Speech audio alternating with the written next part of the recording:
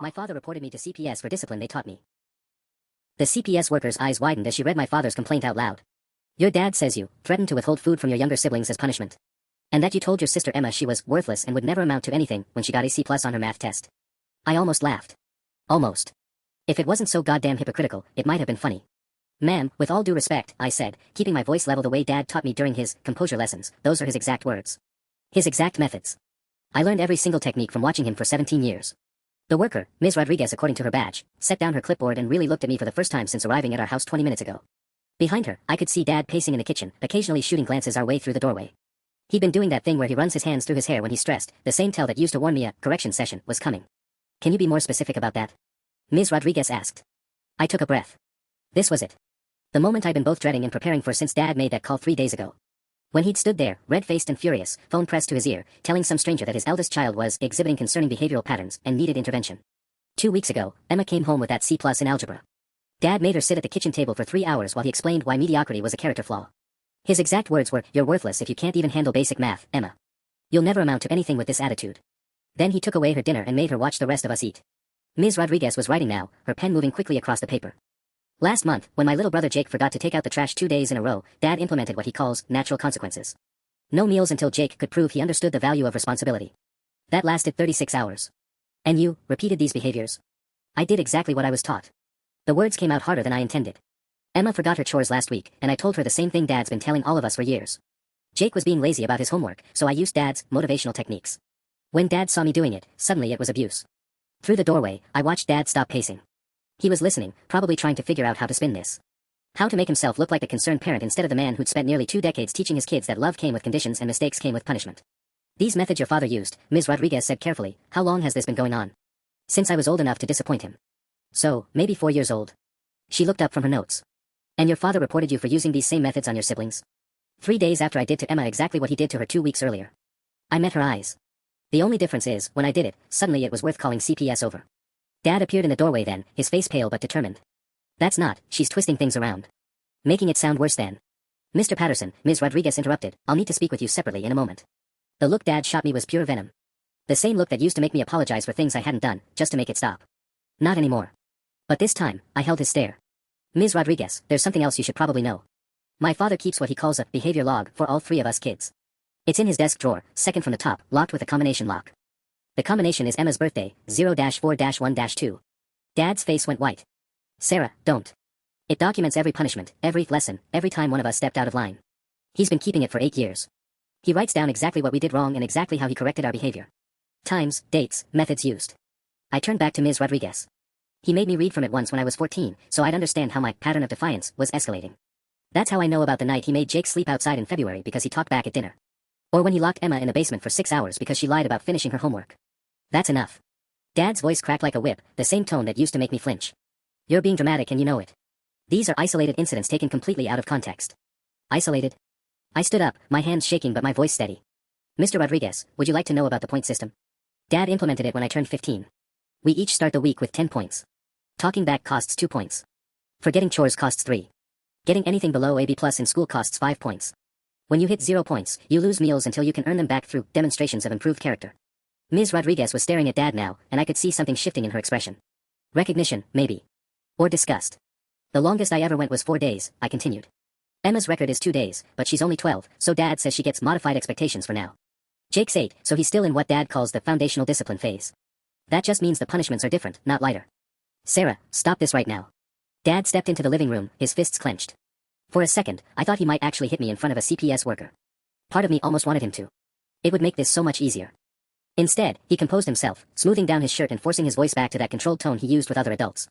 Ms. Rodriguez, my daughter is obviously troubled. This is exactly the kind of manipulative behavior I was concerned about when I called your office. She's been acting out ever since she turned 17, probably because she knows she'll be aging out of our household soon and wants to cause problems. Manipulative. I repeated the word slowly.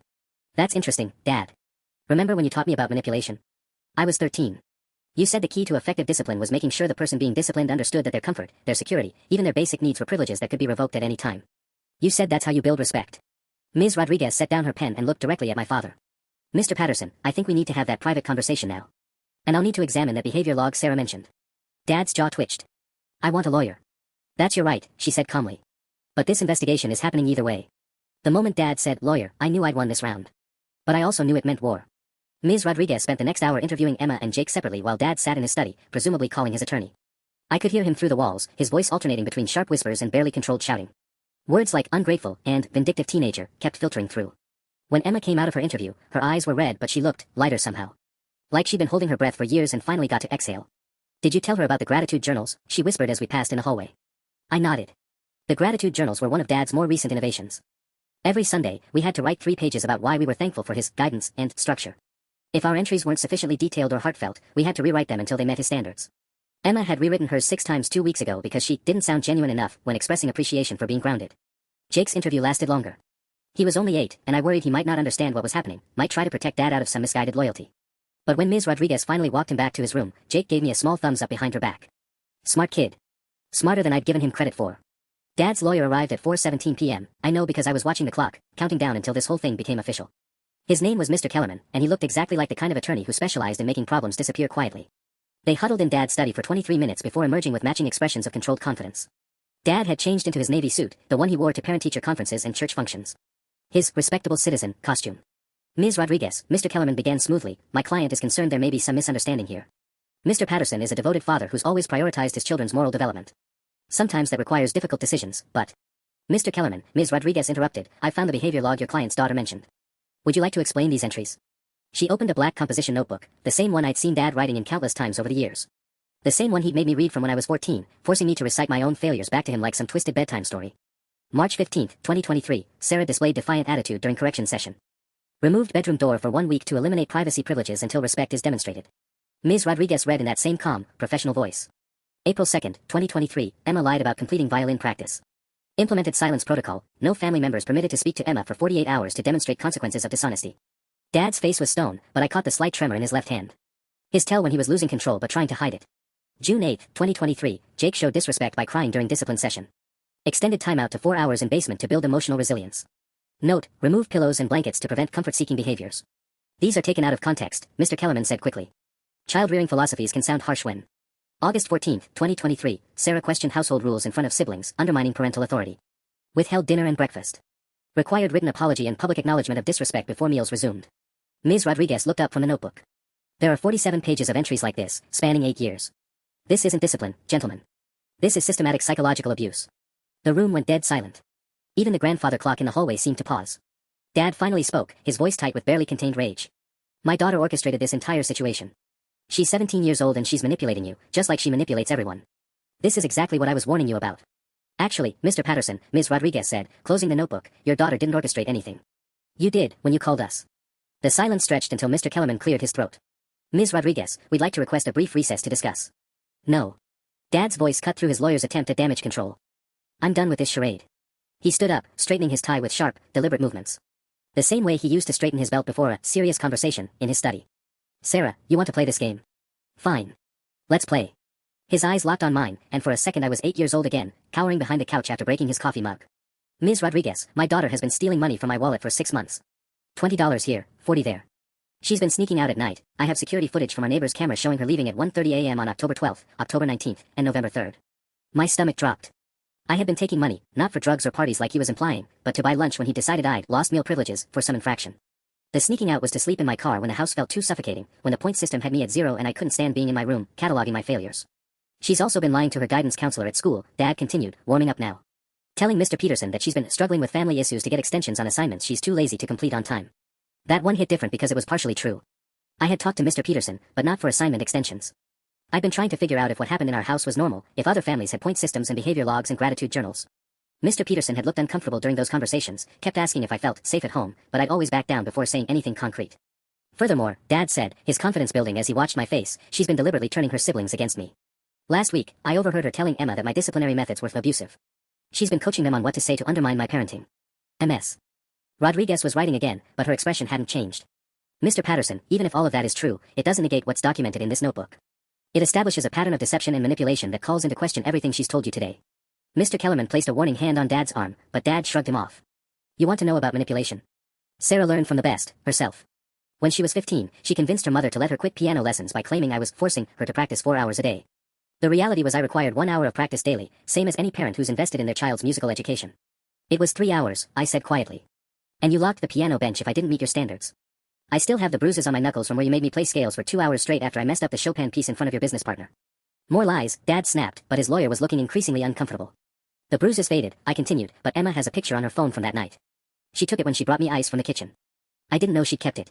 Dad's face went pale again. Emma's phone was taken away weeks ago for texting her friend about how scared she was after you made her eat dinner standing up for 3 days because she slouched like a peasant at the table.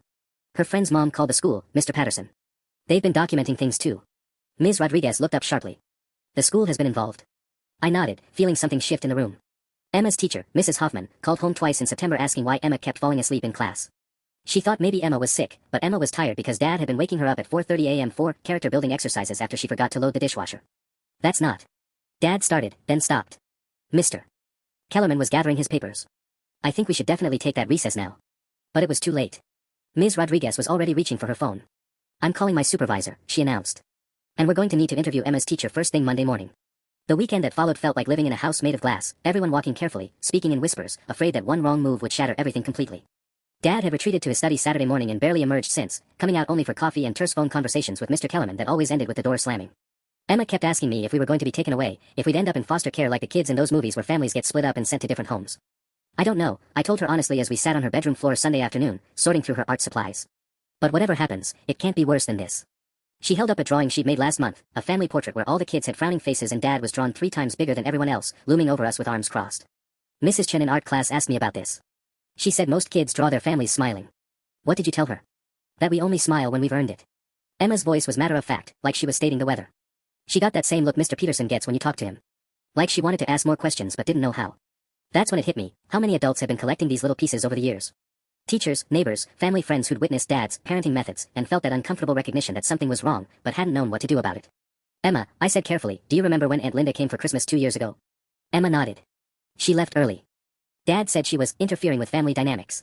What Dad hadn't told Emma was that Aunt Linda had pulled me aside on December 23rd, asked me point blank if I was okay.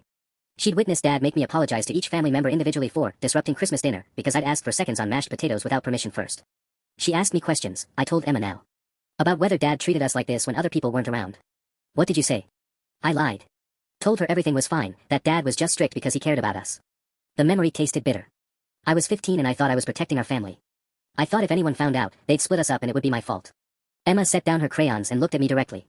Do you think Aunt Linda would help us now? Before I could answer, Jake appeared in the doorway. At 8, he was usually the loudest of the 3 of us, always talking, always moving. But since Ms. Rodriguez's visit, he'd been unnaturally quiet. Sarah, he whispered, glancing toward the stairs like Dad might appear any second, can I tell you something? Of course, buddy. When that lady asked me questions Friday, I didn't tell her about the recording. My blood went cold. What recording? Jake fidgeted with his sleeve. Last month when Dad was really mad at you for staying out past curfew. When he made you stand in his office for 2 hours while he yelled. I was scared because Emma was crying and I wanted to know what was happening. Jake, what did you do? I used Mom's old iPhone, the one Dad keeps in a kitchen drawer for emergencies. I put it on record and hid it under Dad's desk before he started yelling. Jake's voice got smaller. I thought maybe if I recorded it, I could play it back later and understand why Dad gets so angry. Emma and I stared at him. Do you still have it? I asked. It's in my sock drawer. I've been too scared to listen to it. I thought about that night Jake was talking about. October 15th, I'd gotten home at 11:47 p.m., 13 minutes past my weekend curfew. Dad had been waiting in his study, door open, behavior log already out on his desk. The conversation had lasted until almost 2 a.m., covering not just my curfew violation but every way I'd disappointed him over the previous month. I remembered his voice getting progressively louder, his words getting sharper. How he'd made me recite back to him all the reasons I was selfish and ungrateful. How he'd explained in detail why losing dinner privileges for 3 days would help me internalize the value of respect. If Jake had recorded that. We need to call Ms. Rodriguez, I said. On Sunday? Emma asked. I was already heading for Jake's room.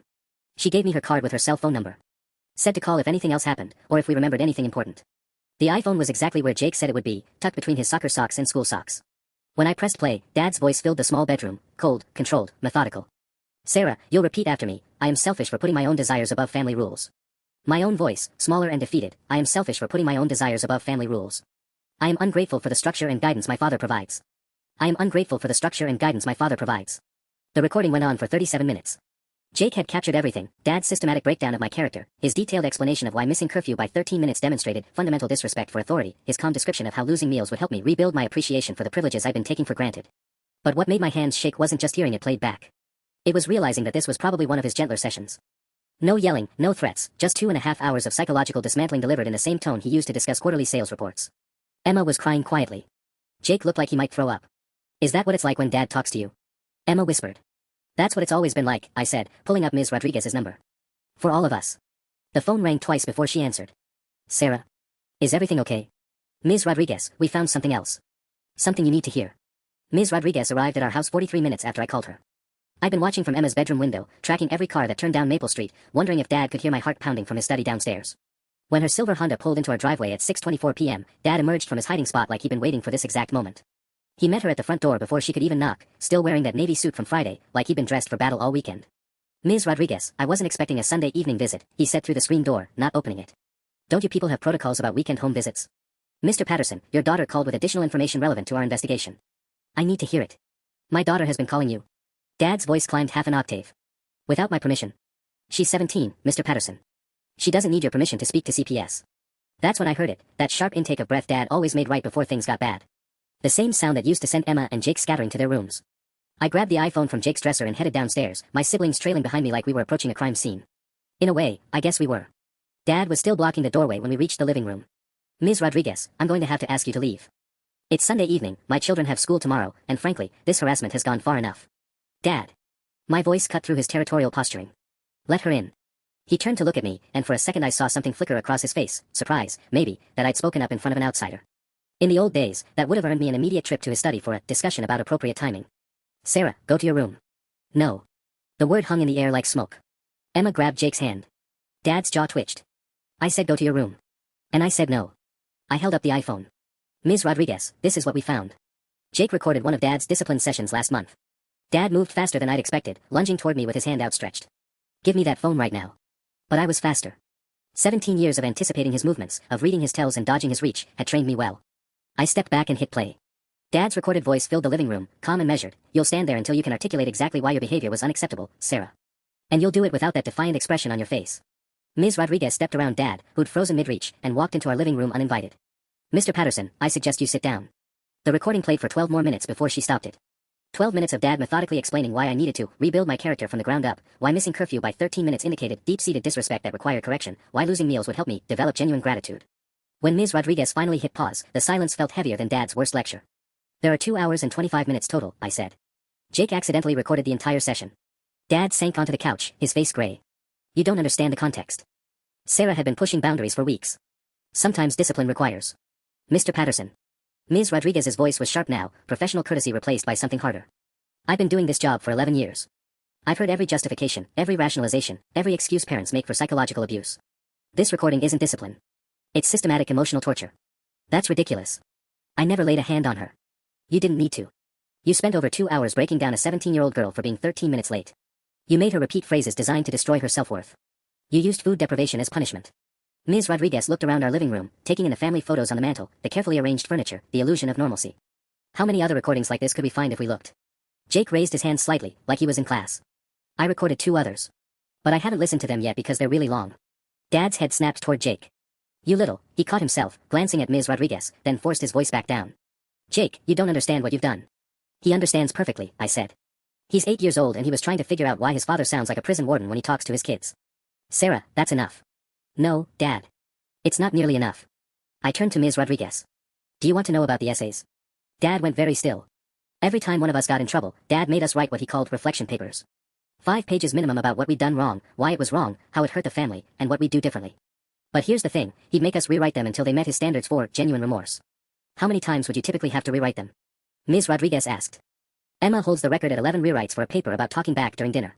I averaged about 6 or 7 tries before Dad decided I sounded sufficiently sorry.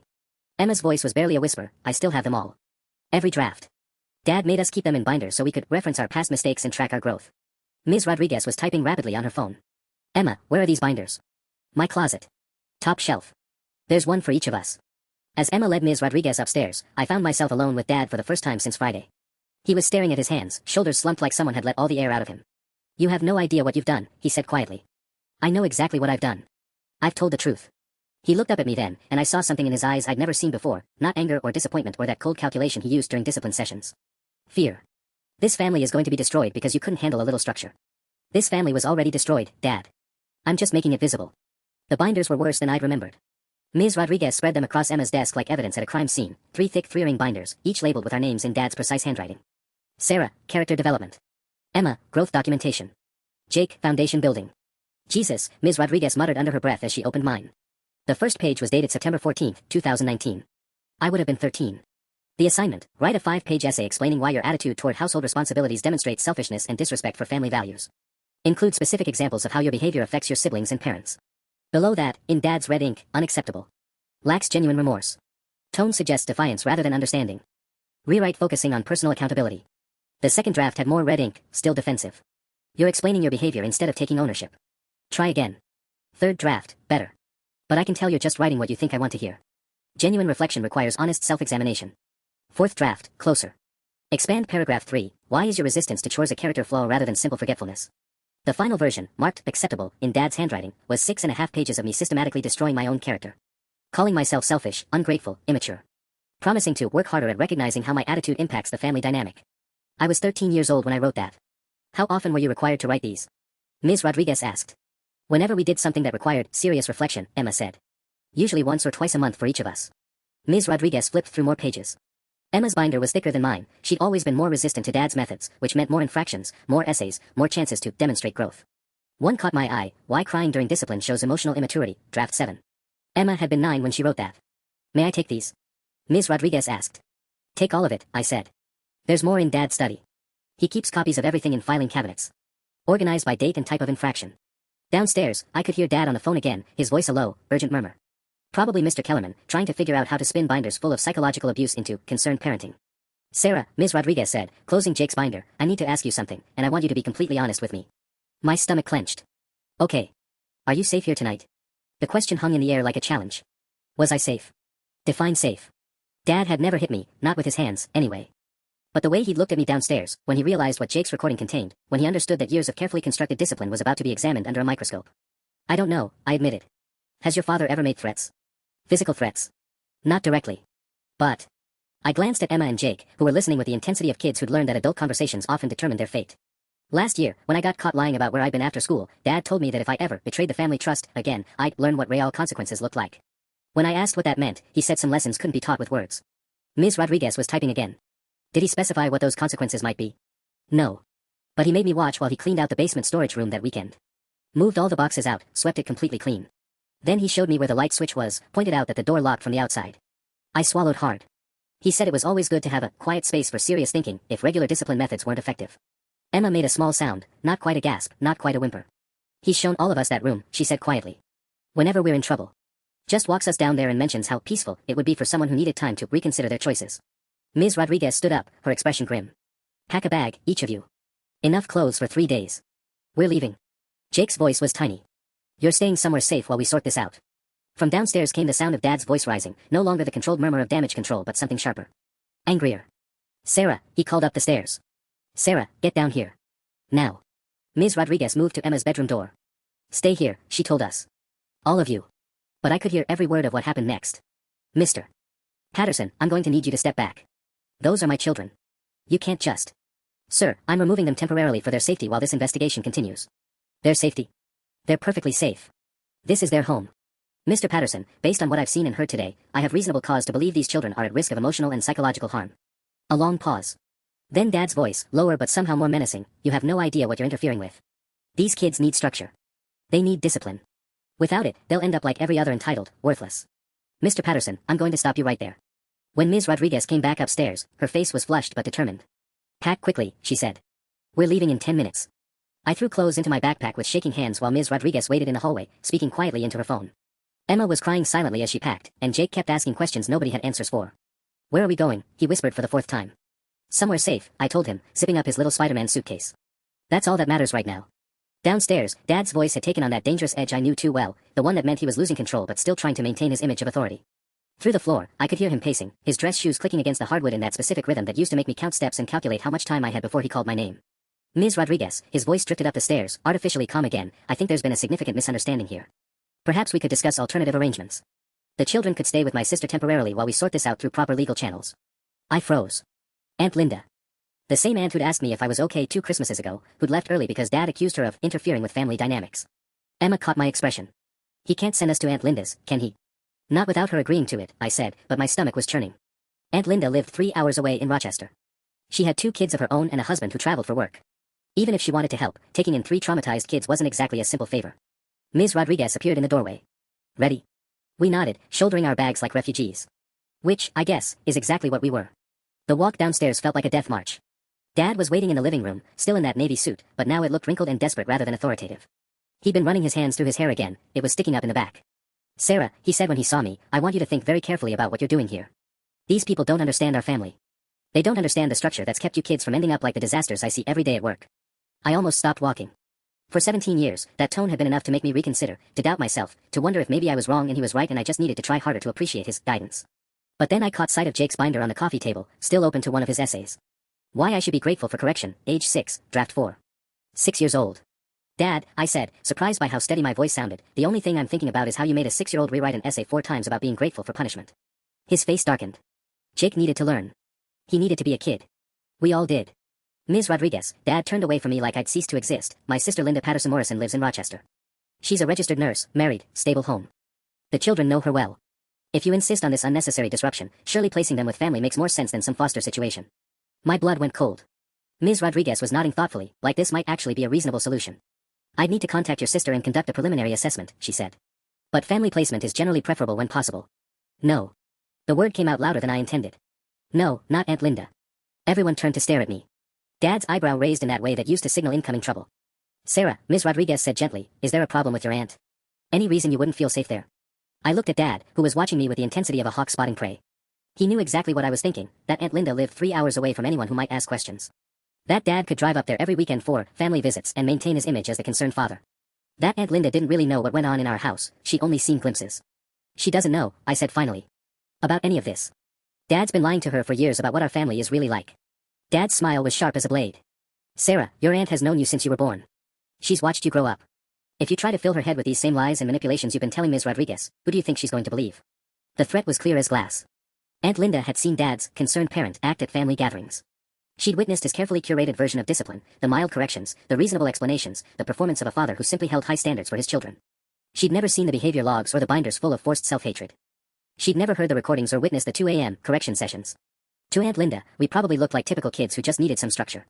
Plus, Dad continued, his confidence growing as he watched my face, Linda's always said she admired how well-behaved and respectful you children are. How refreshing it is to meet kids who actually listen to their parents. Ms. Rodriguez was looking between us, clearly sensing undercurrents she didn't fully understand. Mr. Patterson, she said carefully, I'll need to speak with your sister directly before making any placement decisions. Dad was already reaching for his phone. Of course. Linda's probably just finishing dinner. She'll be happy to help. As he dialed, I felt everything slipping away from me. 3 hours in Rochester with Aunt Linda, who thought Dad was a dedicated single father raising respectful children. Weekend visits where Dad could monitor everything we said, coach us back into compliance, remind us how much worse things could get if we kept lying to adults. The phone was ringing on speaker now. Richard? Aunt Linda's voice filled the living room, warm and surprised. Is everything okay? It's unusual for you to call on Sunday evening. Linda, I'm afraid I need a favor. There's been a misunderstanding with Child Protective Services, and I need temporary placement for the kids while we sort things out legally. A pause. CPS. Richard, what happened? Sarah's been acting out since she turned 17. Making up stories, being rebellious. You know how teenagers can get. Dad's voice was perfectly pitched, concerned but not panicked, frustrated but still loving. She's convinced a caseworker that my parenting methods are somehow inappropriate. Oh no. Sarah, honey, are you there? I looked at Ms. Rodriguez, who nodded encouragingly. Hi, Aunt Linda. Sweetheart, what's going on? This was it. My one chance to tell someone in my family the truth before Dad's version became the official story. Aunt Linda, I said, my voice barely above a whisper, do you remember Christmas 2 years ago? When you asked me if everything was okay at home? A longer pause this time. Yes, I remember. I lied to you. Everything wasn't okay. It's never been okay. The silence on the other end of the phone stretched so long I wondered if the call had dropped. Dad's face was stone, but I could see that muscle in his jaw twitching, the one that always appeared when he was calculating his next move. Sarah, Aunt Linda's voice finally came through the speaker, quieter now, what do you mean it's never been okay? Dad stepped closer to the phone. Linda, this is exactly what I was talking about. Sarah's been. Richard, let her talk. The sharpness in Aunt Linda's voice surprised all of us. Sarah, honey, I'm listening. My hands were shaking. Remember when you brought Christmas presents that year, and Dad made me return them all the next day because I hadn't earned gifts due to my attitude during December? What? Richard told me you'd return them because you didn't like them. I loved them. Especially the art supplies. But Dad said accepting gifts when I was on discipline protocol would undermine the lesson he was trying to teach me about gratitude. Dad's voice cut through sharply. Linda, Sarah's memory of that incident is. Richard. Aunt Linda's tone was ice cold now. Stop talking. Through the phone, I could hear her moving around, footsteps, a door closing. When she spoke again, her voice was muffled, like she'd stepped into another room. Sarah, I want you to tell me exactly what's been happening in that house. So I did. I told her about the point system and the behavior logs. About the basement storage room and the 4-day stretches without meals. About Jake's recordings and Emma's 11 essay rewrites and the gratitude journals we had to fill out every Sunday. I told her about the silence protocol, where Dad would instruct the entire family not to speak to whoever was being punished, sometimes for days at a time. About how he removed my bedroom door for 2 weeks last year so I couldn't have privacy until I learned to respect household rules. I told her about the character-building exercises, standing perfectly still in his office for hours while he explained our failures, or cleaning the same bathroom 6 times in a row because we clearly didn't understand the standard of excellence expected in this family. With each detail, Dad's face grew darker. Ms. Rodriguez was taking notes again, but I could tell she was hearing things she hadn't known before too. The night you left early, I continued, after you tried to ask me questions. Dad made me write a 10-page essay about family loyalty and the dangers of outside interference. I had to read it out loud to him and Emma and Jake so they could understand what happened when family members betrayed trust by discussing private matters with outsiders. When I finished, the only sound was Aunt Linda breathing heavily through the phone. 17 years, she finally whispered. Jesus Christ, Richard, 17 years and I never knew. Linda, you're hearing a very distorted version of. Shut up. The words cracked like a whip. Richard, shut your mouth right now. Ms. Rodriguez raised her eyebrows. Even Emma looked stunned. None of us had ever heard an adult talk to Dad that way. Ms. Rodriguez, Aunt Linda's voice was steady now, businesslike. I'm Linda Patterson Morrison, the children's aunt. I'm a registered nurse at Strong Memorial Hospital in Rochester. I have a 4-bedroom house and a clean background check. If those kids need placement, I want them here. Tonight. Dad stepped toward the phone. Linda, you don't understand the full situation. I understand enough. Sarah, honey, do you trust me to keep you and your siblings safe? I looked at Dad, who was staring at me with an expression I'd never seen before, part rage, part panic, part something that might have been grief. Yes, I whispered. I trust you. Then pack whatever you need. I'm driving down there right now. Linda, it's already past 7, Dad said, his voice taking on that reasonable tone again. The roads are. Richard, I've driven in worse conditions to get to dying patients. I think I can handle a 3-hour drive to collect my niece and nephews. Through the phone, I could hear car keys jingling, a door slamming. I'll be there by 10:30. Sarah, Emma, Jake, go pack everything you care about. This isn't temporary.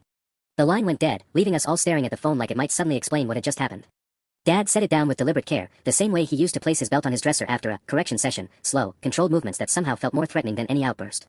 Well, he said quietly, I hope you're satisfied, Sarah. Ms. Rodriguez stepped closer. Mr. Patterson, I think it would be best if. You have destroyed this family. Dad's voice was still calm, but something had shifted. The mask was slipping. 17 years of sacrifice, of structure, of trying to raise decent human beings, and you've destroyed it all with lies. They're not lies, Emma said, her voice stronger than I'd heard it in months. Sarah didn't lie about anything. Dad turned that cold stare on her. Emma, you're 12 years old. You have no perspective on what constitutes appropriate parenting versus. I know what it feels like when you make me stand in the corner for 3 hours because I forgot to put my cereal bowl in the dishwasher, Emma shot back.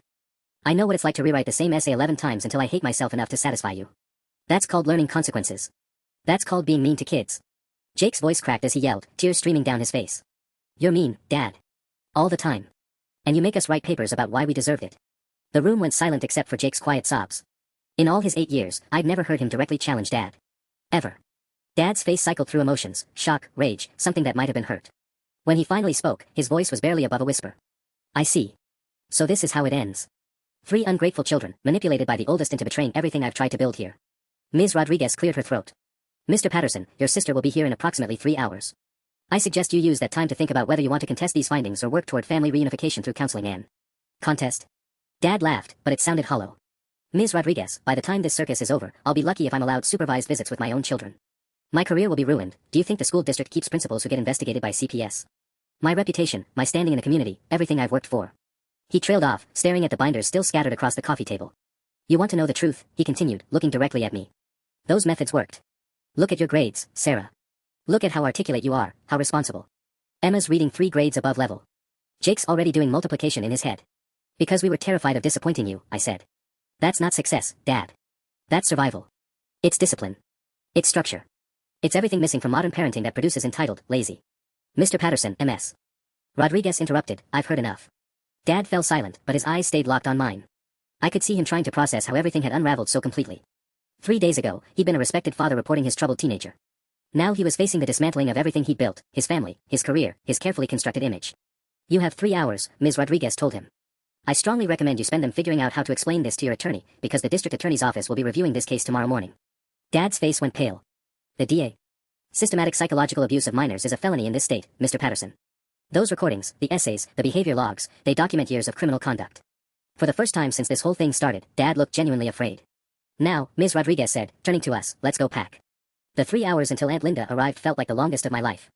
Ms. Rodriguez stayed, positioning herself like a buffer between us and Dad, who had retreated to his study but kept emerging every 20 minutes to pace the kitchen or make terse phone calls. At 8:47 p.m., while we were double-checking our packed bags, Dad's phone rang. He answered on the second ring, his voice taking on that artificially professional tone he used with authority figures. "Hello, Mr. Kellerman." "Yes, I understand the severity." "What do you mean, criminal charges?" Emma and I exchanged glances.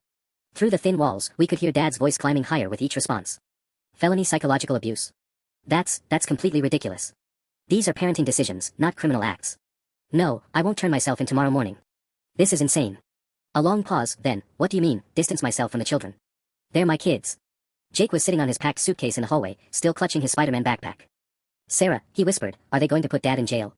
Before I could answer, Dad's voice exploded from the study. "I don't care what the recording sounds like. It was discipline. It was appropriate correction of unacceptable behavior."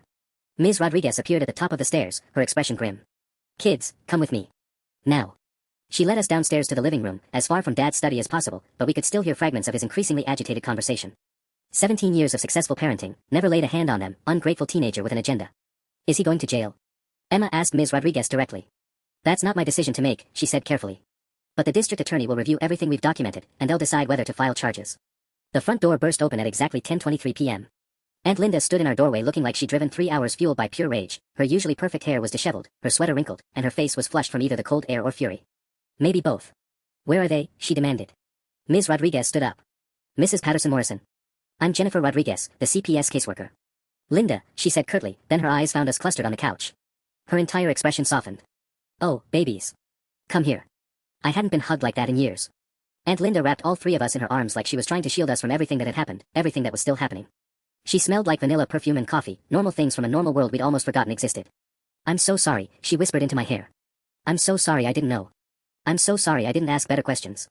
That's when Dad appeared in the living room doorway, still holding his phone. His conversation with Mr. Kellerman had apparently ended badly. His face was gray and there were sweat stains under the arms of his dress shirt. "Linda." His voice was carefully controlled again, but I could hear the desperation underneath. "Thank you for coming. I know this situation seems worse than it is, but if we could just talk privately." "No." Aunt Linda stood up, placing herself between Dad and us. "Richard, I don't want to talk to you. I don't want to hear your explanations. I want to take these children home. They are home. This is their home. This is a house where an 8-year-old recorded his father psychologically torturing his sister because he was trying to understand why adults are supposed to sound like that." Aunt Linda's voice was deadly quiet. "This is not a home, Richard. This is a prison with family photos on the walls." Dad flinched like she'd slapped him. "You don't understand what it takes to raise children in today's world. The structure, the consistency. I raised 2 children, Richard. Neither of them ever had to write essays about why they deserve to be punished. Neither of them ever had to earn the right to eat dinner. Your children are soft. Entitled. They have no respect for. My children are happy." Aunt Linda stepped closer to Dad, and despite being 5 inches shorter, she somehow seemed to tower over him. "When's the last time you saw any of these kids genuinely smile, Richard? When's the last time you heard them laugh?" The question hung in the air like an accusation. I tried to remember the last time I'd laughed in this house, really laughed, and came up empty. Even Emma's rare moments of joy were always muted, always careful, always ready to be shut down if they got too loud or happened at the wrong time. Dad's mouth opened and closed without sound, like he was trying to formulate an answer that didn't exist. "That's what I thought," Aunt Linda said. "Ms. Rodriguez, do we have everything we need for the placement paperwork?" "Almost everything. I'll need contact information, and we'll schedule a home visit within 48 hours to finalize. Whatever you need." Aunt Linda was already reaching for Jake's suitcase. "Kids, grab your things. We're leaving." As we headed toward the door, Dad made one last attempt. "Sarah." I stopped, my hand on the doorframe. "This isn't over," he said quietly. "You think you've won something here, but you have no idea what you've set in motion. What this will cost all of us." For a moment, I felt that familiar flutter of doubt, the ingrained response to his warnings about consequences and costs. But then I looked at Jake, who was finally not walking on eggshells, and Emma, who had stopped flinching every time an adult spoke. "Dad," I said, "the only thing I've set in motion is the truth." He stared at me for a long moment, and I saw something crumble behind his eyes, some last vestige of the authority he'd wielded over us for so many years. "The truth," he repeated bitterly. "We'll see what the truth costs you, Sarah. We'll see what it costs all of us." But I was already walking away. The drive to Rochester happened in fragments. Jake fell asleep against my shoulder 20 minutes in, his little body finally relaxing for what felt like the first time in years. Emma stared out the window, occasionally wiping her eyes when she thought no one was looking. Aunt Linda drove with white knuckles, the radio playing soft country music that couldn't quite fill the silence. At 12:47 a.m., she pulled into the driveway of a blue colonial house with white shutters and actual flowers in the front yard. It looked like something from a magazine about normal families. "Welcome home," she said softly. Inside, Uncle Marcus was waiting with hot chocolate and sandwiches cut into triangles. My cousins, Lily, 15, and Ben, 13, were already asleep, but their bedrooms had been rearranged to make space for us. Extra blankets, clean towels, toothbrushes still in packages lined up on the bathroom counter. We'll sort out the permanent arrangements tomorrow, Aunt Linda said as she showed us to our rooms. Tonight, just sleep. You're safe here. Safe. I'd almost forgotten what that word meant. I woke up at 5:30 a.m. out of habit. Dad's house rule was everyone up by 6 a.m. for family preparation time before school. But there was no sharp knock on my door, no list of chores waiting on the kitchen counter, no behavior points to calculate before breakfast. The silence was unsettling.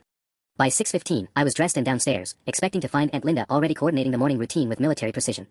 Instead, I found her in pajamas, reading a book at the kitchen table with a cup of coffee. You're up early, she said, not looking surprised. Dad always said, I stopped myself. I mean, I usually wake up early. Sarah, honey, sit down. She closed her book and really looked at me. Ms. Rodriguez called about an hour ago. My stomach dropped. What happened? Your father was arrested at 4:23 a.m. The words hit like a physical blow. I'd known it was possible, but hearing it made everything suddenly, horribly real. The district attorney reviewed the recordings and decided there was enough evidence to file charges. Criminal psychological abuse of minors, 3 counts. Child endangerment, 3 counts. Aunt Linda's voice was steady, but I could see her hands trembling slightly. Richard's being held pending arraignment. Where? Monroe County Jail. Ms. Rodriguez said the arraignment is scheduled for Thursday morning. Thursday. 2 days from now. I tried to imagine Dad in an orange jumpsuit, tried to picture him in a cell, but my brain couldn't process it. For 17 years, he'd been this immovable force, this authority that controlled every aspect of our lives. The idea that he could be arrested, confined, reduced to a defendant in a courtroom, it felt impossible. Sarah. Aunt Linda's voice seemed far away. Are you okay? I don't know. The honesty surprised me. I thought I'd feel different. When he couldn't hurt us anymore. How do you feel?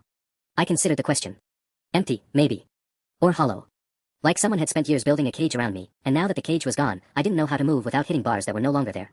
Scared, I admitted. What if we have to testify? What if the judge doesn't believe us? What if Dad's lawyer makes us look like liars? Aunt Linda reached across the table and squeezed my hand. Sarah, you're 17 years old.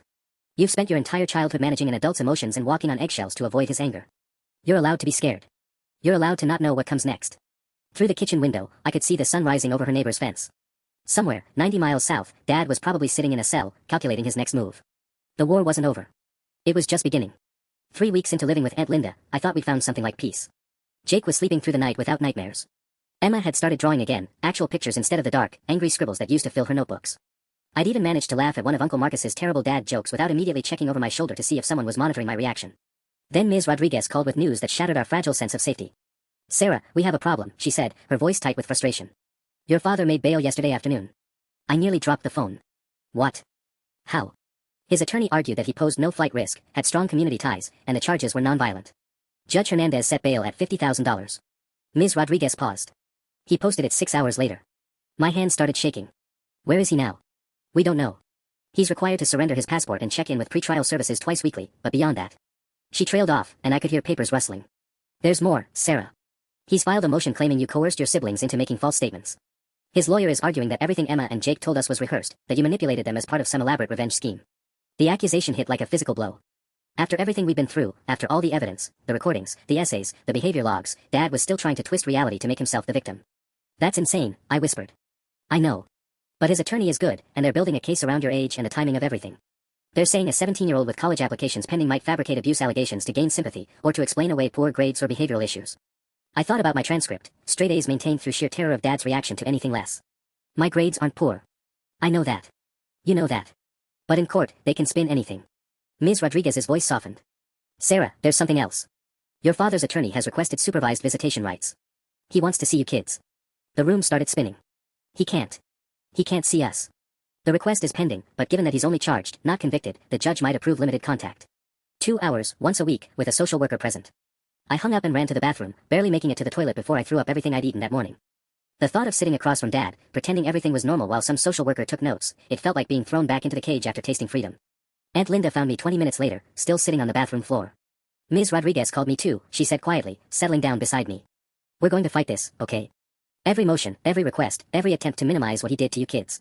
What if it doesn't work? What if the judge believes him? Then we keep fighting. And we document everything that happens from now on. She handed me a glass of water. Sarah, your father spent 17 years controlling the narrative about your family. He's not going to stop just because he got arrested. That evening, as I helped Jake with his homework at the kitchen table, something that now took 30 minutes instead of 3 hours, without Dad's supervision, my phone buzzed with a text from an unknown number. Asterisk Sarah, this is your father. I know you're reading this. We need to talk before this goes any further. There are things about our family situation you don't understand, consequences you haven't considered. Call me tonight. We can fix this before it destroys everyone, asterisk. My blood went cold. Dad wasn't supposed to have contact with us. The bail conditions explicitly prohibited communication with the alleged victims. I showed the text to Aunt Linda, who immediately called Ms. Rodriguez.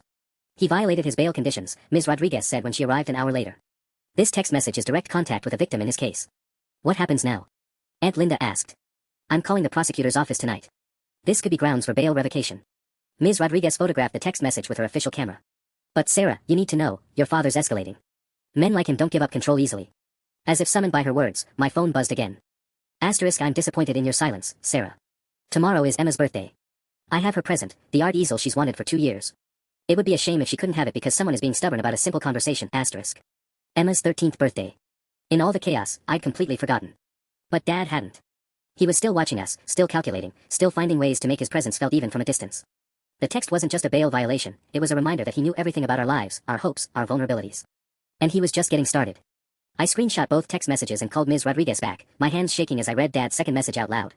Emma was in the living room watching a movie with my cousins, completely unaware that Dad was using her birthday as leverage. That's it, Ms. Rodriguez said grimly. 2 violations in one evening. I'm calling Assistant DA Morrison right now. But before she could hang up, my phone rang. Dad's contact photo, a formal headshot from his principal days, filled the screen. Don't answer it, Aunt Linda said quickly. Actually, Ms. Rodriguez interrupted, answer it, but put it on speaker. We need to document everything he says. I swiped to accept the call with trembling fingers. Sarah. Dad's voice filled the kitchen, calm and measured as always. I'm disappointed you haven't responded to my messages. You're not supposed to be contacting us, I managed. I'm your father. I'll always be your father, regardless of what lies you've convinced these people to believe. His tone shifted slightly, still controlled, but with an edge I recognized. I'm calling because I have Emma's birthday present. The art easel from Henderson's Art Supply, the one she circled in their catalog last Christmas. It's beautiful, Sarah. Solid oak, adjustable height, professional quality. Through the living room doorway, I could see Emma laughing at something on TV. She had no idea Dad was manipulating her birthday from jail. She's getting plenty of presents here, I said. From strangers who've known her for 3 weeks. Dad's laugh was cold. Sarah, these people don't understand Emma's artistic potential the way I do. They don't know she's been saving sketches of still life arrangements since she was 9, or that she dreams of studying at Rochester Institute of Technology someday. Ms. Rodriguez was typing furiously on her phone, probably texting the prosecutor. Dad, you need to stop calling. I need to see my children. All of this nonsense can be resolved with one honest conversation. You've gotten caught up in a narrative that paints me as some kind of monster, but deep down, you know I only ever wanted what was best for you kids. Making Jake sleep outside in February was what was best for him. A long pause. When Dad spoke again, his voice had hardened. That incident has been taken completely out of context. Jake was never in any danger, I checked on him every 20 minutes, and the overnight low was 34 degrees, well above freezing. Ms. Rodriguez's eyebrows shot up. She started a new text, typing rapidly. You locked him outside for 6 hours because he talked back at dinner. I provided him with a learning experience about the consequences of disrespect. The fact that you've twisted it into abuse shows exactly how manipulated your thinking has become. Through the phone, I could hear background noise, voices, doors slamming, what sounded like a TV. He wasn't calling from jail. Where are you? I asked. That's not important. What's important is that I'm scheduled for a supervised visit this Friday at 2 p.m. Monroe County Family Services, 847, East Main Street. All 3 of you need to be there. My stomach dropped. Ms. Rodriguez said the visitation request was still pending. Judge Callahan approved it this afternoon. 2 hours, weekly, supervised by a licensed social worker. Dad's voice took on that satisfied tone I remembered from childhood, the sound of him winning an argument. I suggest you prepare Emma and Jake. Help them understand that Friday's visit is a chance to begin healing our family. We don't want to see you. Sarah, you're 17 years old. You don't get to make that decision for your siblings. His voice sharpened. Emma and Jake need their father. They need stability, guidance, structure, things they're not getting in that chaotic household you're currently living in. Aunt Linda stepped closer to the phone. Richard, this is Linda. You're violating your bail conditions by making this call. Hello, Linda. How nice to finally speak directly. Dad's tone became artificially cordial. I hope you're prepared for the financial responsibility you've taken on. 3 additional children, plus the legal fees when they inevitably require counseling to undo the damage this situation is causing them. The only damage was caused by 17 years of your abuse. Alleged abuse. And I think you'll find that when this case goes to trial, the evidence tells a very different story than the one Sarah has been crafting. Dad's voice dropped lower, more intimate, like he was sharing a secret. Children are remarkably adaptable, Linda. They learn to tell adults what they want to hear, especially when those adults offer them freedom from responsibility and consequences. Ms. Rodriguez held up her phone, showing me a text. DA says bail revocation hearing tomorrow 9 a.m. I have to go, I said. See you Friday, Sarah. All 3 of you. 2 o'clock sharp, you know how I feel about punctuality. The line went dead, leaving us staring at the phone like it might explode. He's out, I whispered. He's not in jail anymore, and he's going to make us sit in a room with him for 2 hours. Not if the prosecutor can revoke his bail first, MS. Rodriguez said, already dialing. Those calls were recorded, both by us and by the monitoring system the court requires. He just talked his way back into custody. But the damage was done. Dad wasn't some distant threat anymore, locked safely away while we figured out our new lives. He was out there, planning, manipulating, finding ways to claw back control. And Friday was only 3 days away. The bail revocation hearing at 9 a.m. Thursday morning lasted exactly 47 minutes. I sat in the gallery with Aunt Linda, watching Dad's attorney argue that the phone calls were misguided attempts at parental contact rather than bail violations. Assistant DA Morrison played the recorded calls for Judge Callahan. Dad's voice filled the courtroom, calm, manipulative, threatening, exactly the same tone he'd used on us for 17 years. Mr. Patterson, Judge Callahan said when the recordings ended, you were explicitly prohibited from contacting the alleged victims in this case. Your Honor, Mr. Kellerman stood, my client was simply trying to maintain parental relationships with his minor children during a difficult. Your client violated bail conditions twice in one evening, then called again to threaten further contact. Judge Callahan's voice cut through the lawyer's spin like a blade. Bail is revoked. Mr. Patterson, you're remanded to custody pending trial. Dad's face went white as the bailiff approached with handcuffs. For a split second, his composure cracked completely. He looked like what he really was. A man who'd spent 17 years terrorizing children, finally facing consequences. Our eyes met across the courtroom. Even in handcuffs, even being led away, he tried one last power play. This isn't over, Sarah, he called out as the bailiff guided him toward the door. You think you've won, but you have no idea what you've cost this family. Actually, Dad, I said, standing up so he could hear me clearly, I know exactly what it cost. It cost us 17 years of being afraid of our own father. The bailiff pushed him through the door before he could respond. Outside the courthouse, Ms. Rodriguez handed me a manila envelope. What's this? Documentation that the supervised visitation order has been suspended pending trial. Also, the DA's office wants you to know, they've received calls from 4 other families whose children attended your father's school. Parents reporting concerning interactions, inappropriate disciplinary recommendations he made about their kids. My hands shook as I opened the envelope.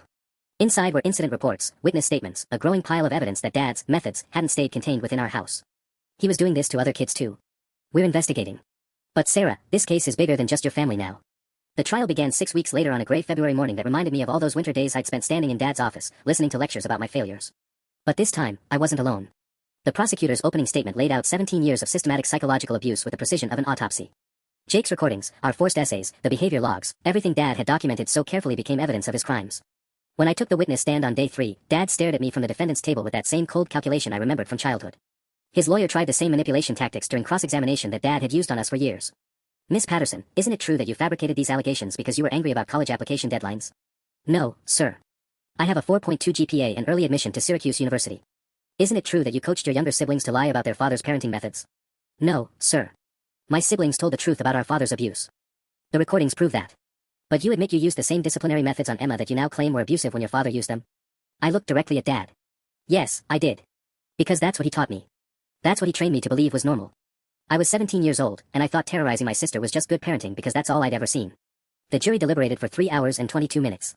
Guilty on all 6 counts. Judge Callahan sentenced Dad to 8 years in state prison, 4 years for each of the older charges involving Emma and me, with Jake's charges running concurrent due to his age. Mr. Patterson, the judge said before pronouncing sentence, you held a position of trust as both a father and an educator. You used that trust to systematically abuse children under your care. The damage you've caused will take years to undo. Dad showed no emotion as he was led away in shackles. No final words, no last attempts at manipulation. He simply disappeared through the same door he'd been taken through 6 months earlier, when this all started. Outside the courthouse, Emma hugged me so tightly I could barely breathe. Is it really over? She whispered. I looked back at the building where our father had finally been held accountable for 17 years of cruelty disguised as discipline. Yeah, I said. It's really over. For the first time in my life, I wasn't afraid to go home.